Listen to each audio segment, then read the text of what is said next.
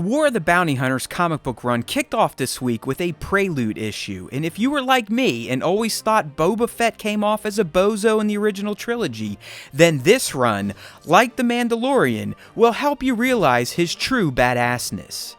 The issue kicks off with an interesting new addition to canon by making it known that Han Solo almost turned to goo while frozen in carbonite.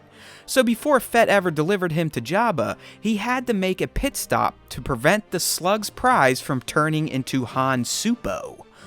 Boba takes him to Nar Shutta to meet with a shady doc who indeed can help Boba out, but the junior Fett doesn't have any credits, so he is persuaded to enter into some arena fights to pay his debt to the doc.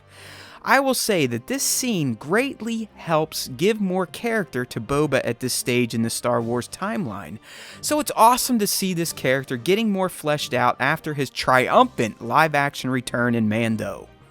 Anyway, due to not wanting to gain more haters or be identified by the Kanji Club, the gang whose fighter he needs to kill, Boba gives us another new bit of canon to chew on by painting his armor black and changing his name to Jango.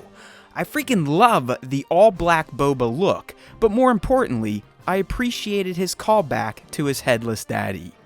Speaking of which, the issue features an awesome nod to Boba's arena moment from AOTC as he's about to fight in an arena himself as the new Jango. It was just a nice touch, and another moment in this issue that adds character to Boba, making him more than the drone that he was in the OT films. Boba then proceeds to showcase why he's a player in the galaxy at this point in time by absolutely Darth Vadering his way through his competition. Hell, he's even more violent than Vader because he decapitates or shoots all of his foes in the face. Brutal, but lovely. Thanks to his impeccable murdering skills, he moves on to his actual mark, this spider-looking lady called Worman Lictor. Boba holds his own for a bit thanks to his jetpack making him a fly in her spider's lair, but once she removes that, she gets the upper hand by seemingly puncturing Beskar with her leg. That seems like a mighty powerful leg, but it wasn't enough. Boba sets off some sort of explosive on his gauntlet, which in turn transforms Lictor into a pile of pink goo. Very similar to what it looks like when you step on a piece of gum on a hot day. Unfortunately for Mr. Unlucky, the Kanji Club isn't happy with his win, so rather than taking his winnings and padding his bank account, he walks away. All that ass-kicking and badassness for no cash, but he still completed his deal with the doc because all he wanted was Lictor killed. Fett's string of bad luck continues though, because when he returns to the doc's joint, he finds that the doc has been killed and that Han has been taken by rival bounty hunters.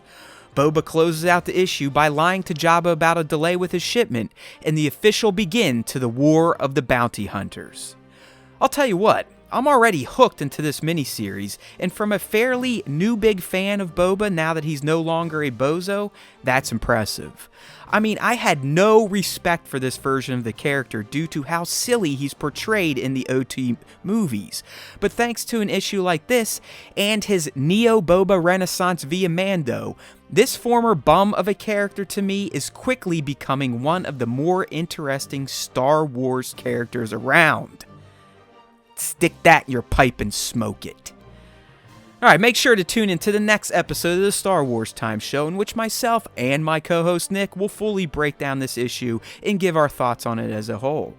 Thanks for watching. If you enjoyed this video, please consider liking it and subbing to our YouTube channel. We'd also love for you to join in with our weekly Star Wars podcast. So use the links in this video's description or head to StarWarsTime.net to subscribe to the platform of your choice.